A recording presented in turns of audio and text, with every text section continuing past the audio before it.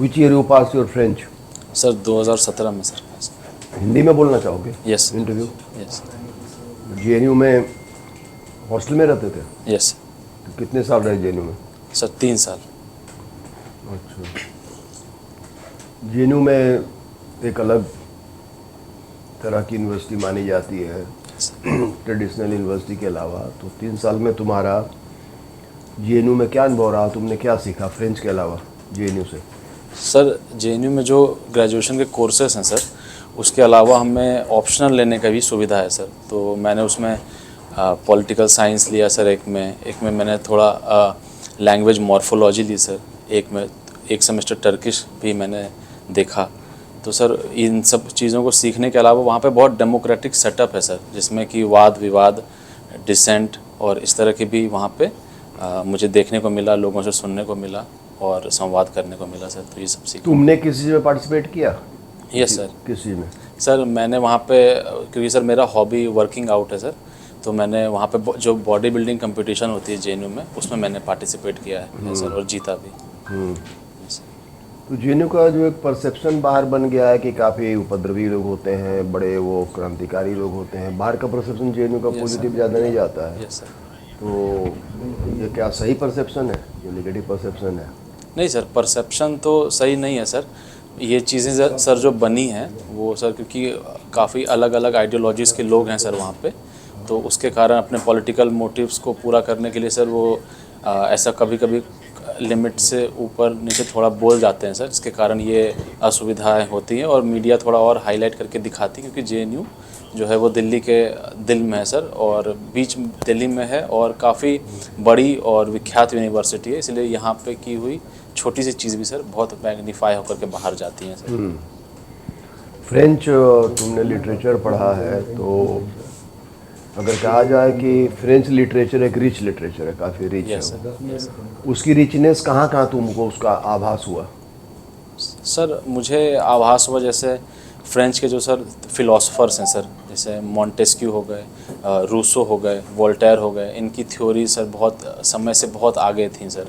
और sir French sociologist जैसे email Durkheim हो गए सर, इनकी जो थ्योरीज़ है तो ये सोसाइटी को एक साइंटिफिक पर्सपेक्टिव से देखते हैं सर। ये जो फिलोसफर तीनों नाम लिया तुमने, उनका फ्रेंच रिवॉल्यूशन पे क्या कंट्रीब्यूशन था? सर सबसे पहले जो वोल्टेयर थे, उन्होंने फ्रीडम ऑफ एक्सप्रेशन को सिखाया लोगों को कि आपको ऐसे सोसाइटी में बोलना चाहिए और फ्रीली बोलना चाहिए। मॉन्टेस्क्यू जो थे, उन्होंने कहा सर कि जुडिशरी, लेजिस्लेचर और separation of power. Separation of power, yes sir. और सर जो रूसो हैं, उन्होंने सोशल कॉन्ट्रैक्ट के बारे में बात की सर, कि जो सरकार होती है वो नागरिक और सरकार और कुछ चुनिंदा लोगों के बीच का एक कॉन्ट्रैक्ट होती है, वो आपके ऊपर कोई डिवाइन पावर नहीं है, वो एक सोशल कॉन्ट्रैक्ट है सर। तो उसको उसी तौर पे आप देखें, सवाल पूछें और उनको। ठीक है, वेरी गुड वेरी गुड। चलिए, तो इसी से आगे बढ़ते हुए जो ये आपने बताए 3 सोशियोलॉजिस्ट, तो इनका उसके बाद जो अर्थशास्त्र जिस तरह से विकसित हुआ, उस पर क्या प्रभाव पड़ा, उस पर कुछ प्रकाश डाल सकते हैं? सर इसके बाद फ्री इकोनॉमी डेवलप हुई, जिससे कि मिडिल क्लास एक नया उभर करके आया। क्योंकि सर लैंडेड जो क्लास थे, उनके हाथ से संपत्ति जो थी वो आ गई अब मिडिल क्लास के पास। जब मिडिल क्लास आने लगी सर, तो वो लोग ही टैक्स पेयर थे फ्रांस में, तो वो लोग आवाज़ उठाने लगे कि अगर आपके पास वोटिंग राइट्स है, अगर आप टैक्स नहीं देते हैं तो आप हमसे भी मत लीजिए, या आप भी बराबर की टैक्स दीजिए। तो इस कारण से सर फ्रांस में रिवॉल्यूशन आई, और उस रिवॉल्यूशन से दुनिया को और फ्रांस की भी सत्ता पलट हो गई और दुनिया को भी बहुत चीज़ सीखने को मिला सर। जैसे उसमें उस समय से जैसे जो अर्थशास्त्र विकसित हुआ, क्लासिकल इकोनॉमिक्स की जो बात आती है, उसमें जो उन्होंने एक वो कॉन्सेप्ट दिया कि सेल्फ इंटरेस्ट का। Yes sir. वो सेल्फ इंटरेस्ट और सेल्फिशनेस, उसमें कुछ अंतर है, या वो उसको किस तरह से अर्थशास्त्र डिफाइन करता है? सॉरी सर, मैं इसके बारे में ज़्यादा अवगत नहीं हूँ सर। तो आपको जैसे सेल्फ इंटरेस्ट और पब्लिक इंटरेस्ट, यस सर। शासन में सब जगह पब्लिक इंटरेस्ट की बात, यस सर। उसमें कुछ विरोधाभास लगता है कि इंसान अपना सेल्फ इंटरेस्ट के लिए काम करेगा और सरकार पब्लिक इंटरेस्ट के लिए काम करेगी? Yes sir. सर सरकार जब भी है तो वो लोगों के द्वारा चुनी गई और लोगों के द्वारा काम करने के लिए बनाई गई सरकार है, तो वो सर पब्लिक इंटरेस्ट में काम करती है। और एज एन एडमिनिस्ट्रेटर सर, जब हम देखते हैं तो हमें ऐसा कोई काम नहीं करना चाहिए जो जब हम एडमिनिस्ट्रेशन में होते हैं तो कि वो हमारे सेल्फ इंटरेस्ट पे उसका फ़र्क पहुँचे, हमें फ़ायदा पहुँचे। अगर ऐसे कोई सिचुएशन उत्पत्ति हो जाती है सर, तो हमें उस चीज़ों से अपने आप को साइड कर लेना चाहिए और हमें पब्लिक इंटरेस्ट के बारे में सोचना चाहिए सर एज एन एडमिनिस्ट्रेटर। आपके विचार से ये सारी व्यवस्था में ऐसा नहीं है कि सरकार का जो फोकस है वो ज़रूरत से ज़्यादा है कुछ? Yes sir. पूरी 140 करोड़ जब हम जनसंख्या की बात करते हैं तो सरकार के अलावा भी उसमें बहुत बड़ा तबका है, यस सर। तो वो कहाँ कैप्चर होता है? सर हमारा क्योंकि शुरू से सर वेलफेयर स्टेट रहा है, और जैसे हम शुरू में सर जैसे हमारे पास अनाज की भी कमी थी तो PL 480 स्कीम से हम उससे मंगाते थे, फिर हमारे पास आर्म्स की कमी थी, तो हमें सर अभी आदत सी हो गई कि हम हर चीज़ पे सरकार पे देखते हैं, उनके वेलफेयर मेजर्स को देखते हैं। पर धीरे धीरे जैसे हम विकसित होंगे सर, हमारी एजुकेशन लेवल हमारा बढ़ेगा तो हम और सेल्फ इंडिपेंडेंट हो जाएंगे, और धीरे धीरे सरकार से लेने की बजाय हम उनको क्या दे सकते हैं, अपनी इकॉनमी में क्या कंट्रीब्यूट कर सकते हैं, हम उसकी तरफ सोचेंगे सर। आपको इसका कुछ आइडिया है? पब्लिक एक्सपेंडिचर रेशियो क्या चीज़ होती है? सॉरी सर, मैं ज्ञात नहीं कर पा रहा हूँ। बिहार सरकार के बजट के बारे में कुछ देखा है आपने? Yes sir. उसका कितना आकार है उसका? सर size होगा? लगभग सर 2.25 लाख करोड़ का साइज़ है सर। और पूरी अर्थव्यवस्था का क्या आकार होगा बिहार की? सर 6,75,000 करोड़ के आसपास का सर बिहार की अर्थव्यवस्था तो है। वो कह रहे वो बाकी को कौन बनाता है अर्थव्यवस्था को? सरकार 2 लाख रुपया खर्चा कर Yes, रही sir. है और अर्थव्यवस्था 6 लाख रुपया जनरेट कर रही है। सर बाकी manufacturing sector, tertiary sector, primary sector, ये सब मिल के सर बनाते हैं अर्थव्यवस्था को। ठीक, थैंक यू। केशव, अभी एक आपके नाम से मिलते जुलते एक हैं बॉलीवुड के एक्टर, हीरो, बड़े टॉप पे हैं, उनका अभी सेंचुरी सेलिब्रेशंस हैं, उनका नाम मालूम है आपको कौन है? वो देवन, उनका अभी बर्थडे हुआ था। हमें भोजपुरी फिल्म्स के बारे में कुछ पूछें आपसे? सॉरी सर, मैं भोजपुरी नई फिल्म्स नहीं देखता हूँ सर। अच्छा, कुछ लोक कला बिहार की, उसके बारे में क्या कुछ फेमस फोक डांसेस बताइए, लोक नृत्य बिहार के। सर एक हमारे मांझी जी के प्रयासों से जो एक कौन मांझी? सर उनका पूरा नाम मुझे नहीं पता है सर, पर एक लोक कला है सर, लौंडा नाच करके, बहुत फेमस है बिहार की, उनके पद्म अवार्ड भी मिला है सर उन्हें। इसके अलावा सर जो बाकी कलाएं हैं, जैसे सर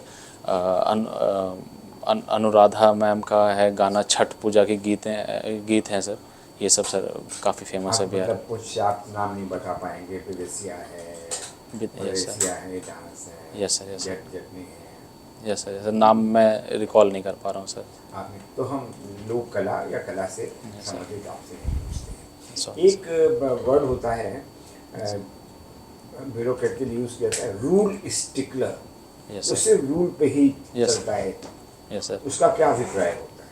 सर ब्यूरोक्रेट जो होते हैं सर, उनको एक डेफिनिट जो लिखे हुए रूल्स होते हैं उन पे ही वो काम करते हैं। इस पे सर एक सोशोलॉजिस्ट है मैक्स वेबर सर, उन्होंने इस पे बहुत अच्छा बोला है कि जो ब्यूरोक्रेट होते हैं वो अपने एक आयरन केज में काम करते हैं, उस केज के बाहर उनको निकलने की परमिशन नहीं होती है, और जो अलग अगर एनोमली सिचुएशन आ जाती हैं तो उनमें वो ठीक से एक्ट नहीं कर पाते हैं, क्योंकि वो सिर्फ रूल पे ही स्टिक करते हैं, इसलिए उन्हें रूल स्टिकलर भी कहते हैं सर। हाँ, वेबर की बात अलग है, लेकिन जिस तरह की आजकल कॉम्प्लेक्स सिचुएशन होती Yes, sir. हैं नॉर्थ इंडिया में, पूरे भारत Yes, में sir. ही, तो उसमें रूल के बियॉन्ड भी सोचना पड़ेगा, Yes, sir. इनोवेशन हो जाए, नई सोच लानी Yes, पड़ेगी। sir. आपको लगता है कि आप उसमें बिलीव करते हैं कि आप उसको करेंगे? यस बिल्कुल सर, बिल्कुल सर। मैं अखबार के माध्यम से नए नए आइडियाज़ को पढ़ूंगा सर, और अगर मैं प्रशासन में जाता हूं तो मैं उन जैसे जो नए सोचने वाले लोगों से भी कोऑर्डिनेट करूंगा, उनसे मिलूंगा, और उनके आइडियाज़ को अगर सरकार में डाल सकें तो। Yes. So Kesav, you have studied French, है ना? And you know translation from English to French, French to English. Sir अभी मैंने जो सोशियोलॉजी में अपना मास्टर कंप्लीट किया है, फ्रेंच सर मैंने 2017 में ट्रेनिंग कंप्लीट किया। अच्छा, तो उसमें आप कुछ ट्रांसलेशन नहीं कर सकते हैं? Sir I can try sir. अच्छा, एक बहुत फेमस फ्रेंच सेइंग है, more the things change more they remain the same. Who said? French में किसने कहा है इसको? सॉरी सर, मैं अच्छा, इसका याद ट्रांसलेशन कर सकते हैं?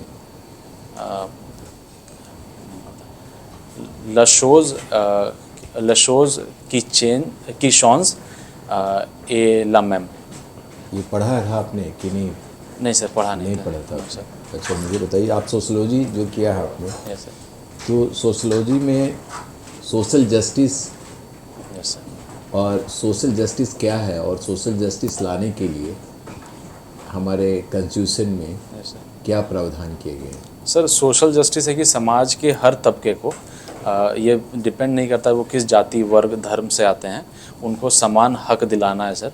और अगर कोई पीछे छूट गए तो उनको आइडेंटिफाई करके उनको भी अगर मार्जिन में है तो उनको मेन स्ट्रीम में लेके आना है और आगे बढ़ाना है सर। इसे सोशल जस्टिस कहते हैं सर। और इसके लिए क्या किया जा रहा है? सर इसके लिए अभी तो सर अगर मैं बिहार की बात करूं तो सर बिहार में कास्ट सेंसस किया जा रहा है।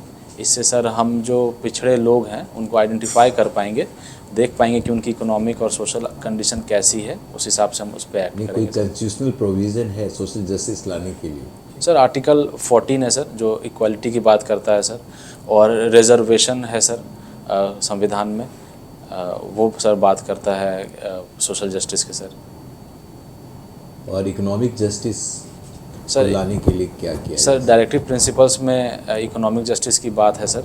उसमें right to equal pay for men women है sir, establishment of cooperative societies है sir, establishment of several avenues for schedule caste and tribes हैं सर।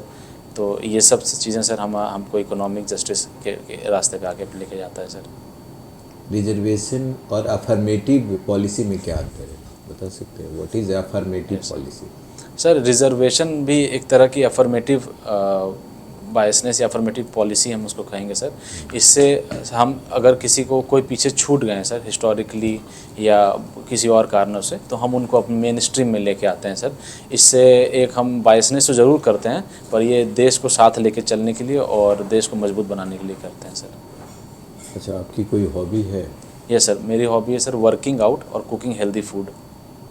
मतलब वर्किंग आउट में एरोबिक्स और स्ट्रेंथनिंग एक्सरसाइज यस सर। में, दोनों में, उसमें एरोबिक में एक जोन 1 जोन 2 जानते हैं? नहीं सॉरी सर, मैं सो एरोबिक और स्ट्रेंथनिंग में क्या अंतर है? सर एरोबिक्स में हम ज़्यादातर कार्डियोवैस्कुलर एक्सरसाइज करते हैं, जिसमें हमारे लंग्स और हार्ट से ऑक्सीजन बेहतर तरीके से पंप होता है। और सर जो हम जिम में वर्कआउट करते हैं, जो स्ट्रेंथनिंग वर्कआउट होता है सर, उसमें हम वेट्स की सहायता से अपने मसल्स पे स्ट्रेन डालते हैं। जब हम ये स्ट्रेन डालते हैं तो हमारे मसल में टेयर होते हैं।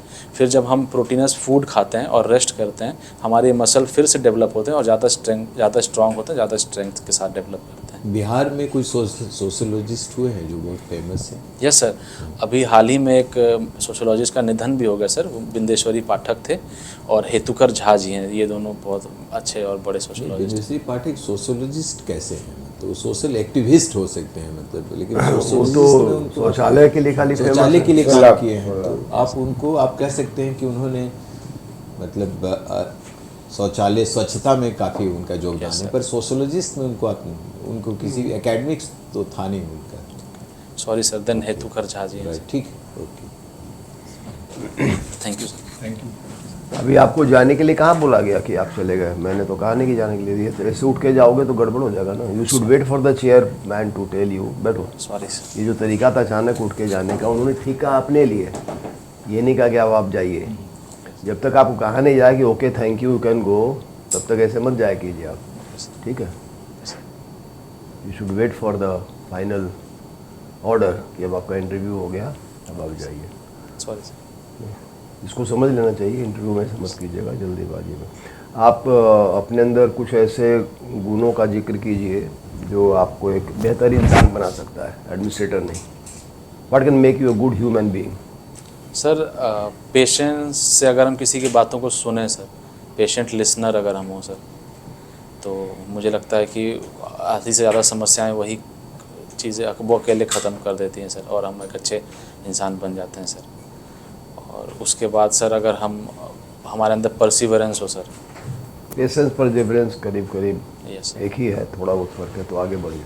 और सर अगर हम ईमानदार हों सर अपने काम करने में, तो सर हम एक बेहतर इंसान बन सकते हैं सर। बेहतर इंसान बन सकता है। और उसके लिए बेहतर इंसान के लिए काइंड हो, लविंग हो, जनरस हो, ये सब क्वालिटी नहीं चाहिए आपके हिसाब से? सर 3 प्रमुख तो यही हैं सर, बाकी और है सर, काइंड भी है और जनरस, ये सब भी हैं sir qualities. Okay, thank you. Thank you sir. जा सकते हैं।